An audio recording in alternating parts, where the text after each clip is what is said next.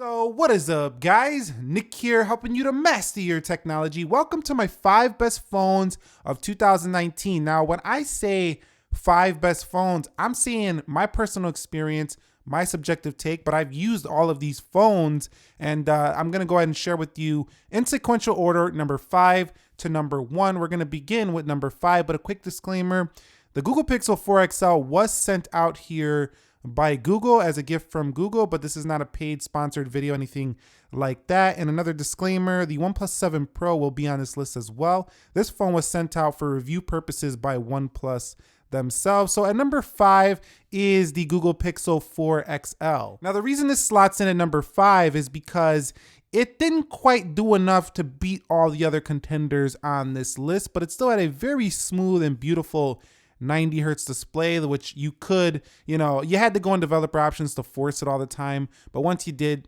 it's pretty smooth. I think Google released an update where you can like turn it down now where it'll stay on more often, but very smooth display. The cameras were great as well. I mean, they weren't the best for videography, and Google didn't decide to put in 4K 60/24. I don't know why. Please put it in the next Pixel. I don't care. It's definitely a needed feature when every other competitor has it. So didn't like the video portion that much, but I do love the photography. It's very good. You just snap a photo. AI works really great. It has that motion sense feature, which allows you to go ahead and swipe your hand through it to go through tracks and things like that. And the unlocking is pretty amazing for an Android phone.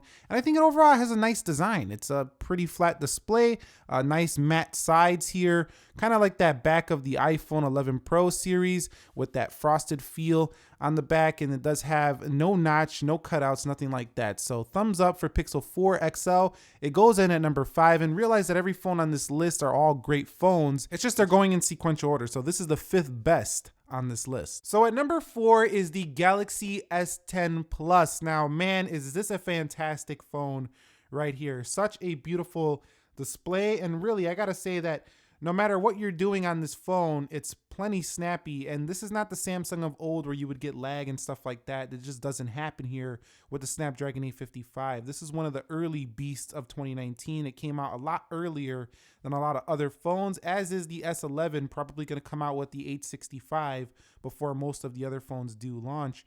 But I gotta say that really with the triple camera setup, it was one of the first of the year to do that in the mainstream, and it's a fantastic wide angle, very good video, very smooth feeling back here. It does have wireless charging. It's comfortable to hold. It's light and still large. I mean, this phone really is packing it all in the Galaxy S10 Plus. It does have a pill cutout, which was controversial to some people, but for me, it didn't really get in the way too much. And overall, I think a lot of people really do love the Galaxy S10 Plus, and seeing major discounts right now, you can see why this phone is still a hot commodity in the smartphone market. Now, I want to mention too that I didn't cover the Fold series phone because I pre-ordered it, and then you know what happened, and then I didn't really have a big interest for the second updated model, so I'm just going to wait till the next edition Fold. But the S10 Plus does slot in at number 4. And if you're wondering why it went number 4, that's just because I think these next 3 phones are a little bit of a better deal than the Galaxy S10 Plus. So at number 3 is the OnePlus 7 Pro, and what I'm going to talk about here counts for the 7T Pro McLaren.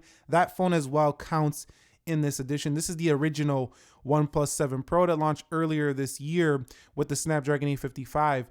But the reason this is because I just think it pushed the boundary a little bit more than the Galaxy S10 Plus. With this pop-up camera, it was just a lot different than what you've seen on the market. Now you see other phones, a lot of other phones with this, but it was just different. It was unique for a smartphone like this, not a foldable phone. It was just new, and I just really enjoyed that with the OnePlus 7 Pro. I also enjoy how this phone has a very smooth 90 hertz display as well. Like the Pixel 4, it had it first, and it's always on 90 hertz if you want it. And finally, OnePlus decided to put in a very sharp display here for the OnePlus 7 Pro, which means that no longer are you stuck with just a 1080p option for this panel. So that was really nice. This has a QHD plus display.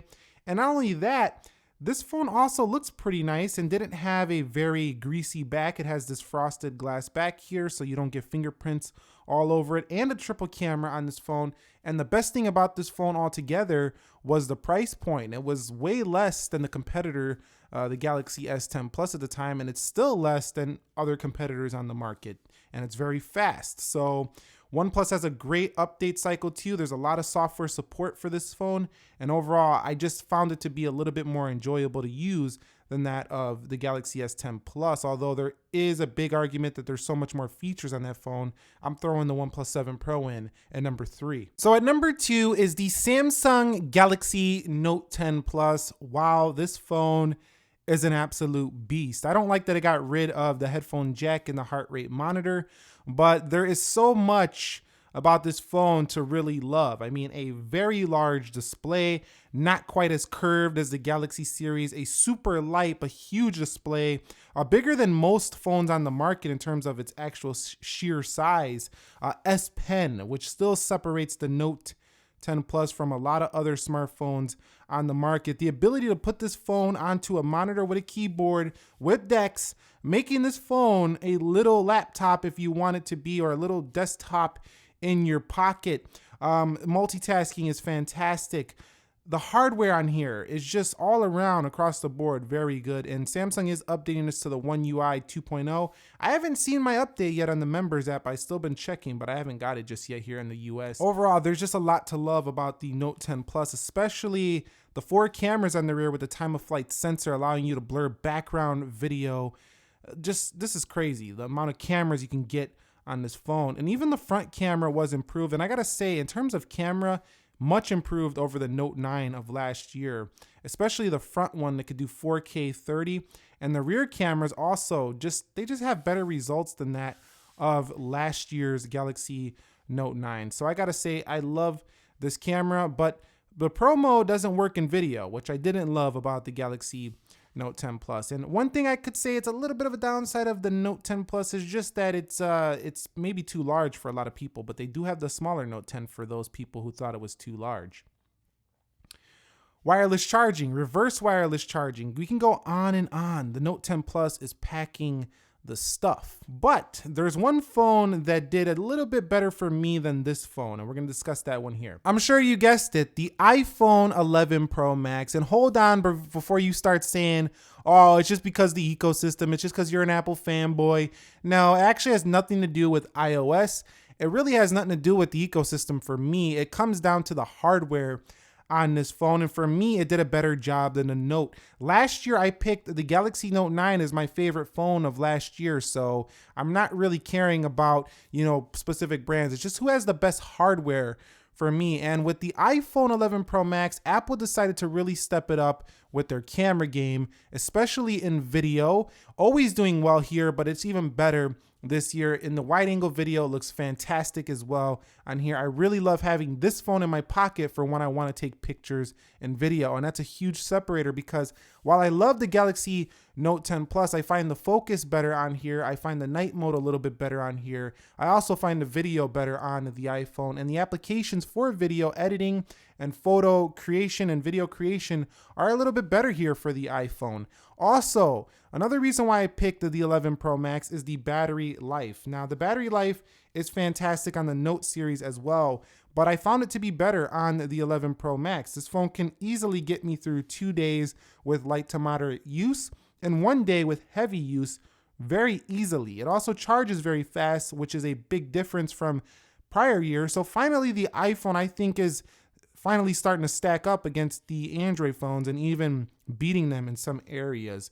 But for me, it was never iOS. It was just, I thought the hardware performed better for me this year on the 11 Pro Max, specifically the battery and the camera of this phone. So whether you like Apple or not, if you're being objective, the battery life is a boss on this phone. And so are the cameras. Let's take the Apple logo out. and still you have a fantastic camera. So that's it, guys. These are the 5 best phones of 2019 and my personal experience. I purchased all of these phones except for these two. Google sent this one out for review. So did OnePlus for review. And this one, we did have a partnership there. But I would have still bought these phones anyway. These 3 I purchased on my own. And really, guys, I got to tell you that these, I think, are the best of the year. The iPhone having the best cameras and battery, for me, that made it a step above the other phones because those are things that really matter a lot and the type of use I do with a smartphone. The Galaxy Note 10 Plus just offering the total package once again. For some people, that would still be the S10 Plus because it has the headphone jack and the heart rate monitor. So, you know, these two are pretty close. The OnePlus 7 Pro, the best value of the year, hands down.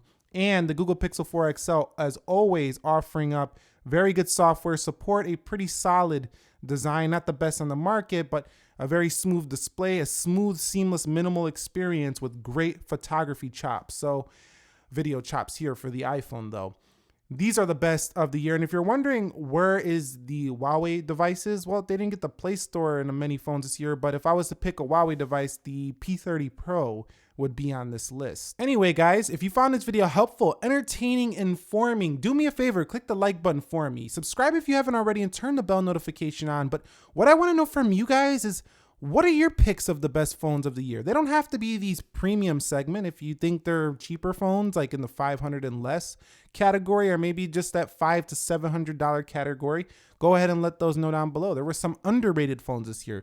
Just let us know your thoughts on smartphones this year. What were the best of the year in your experience? I would love to hear that and chat with you guys about that one. I will catch you all in the next episode. I thank you very much for watching. Be sure to be well and peace.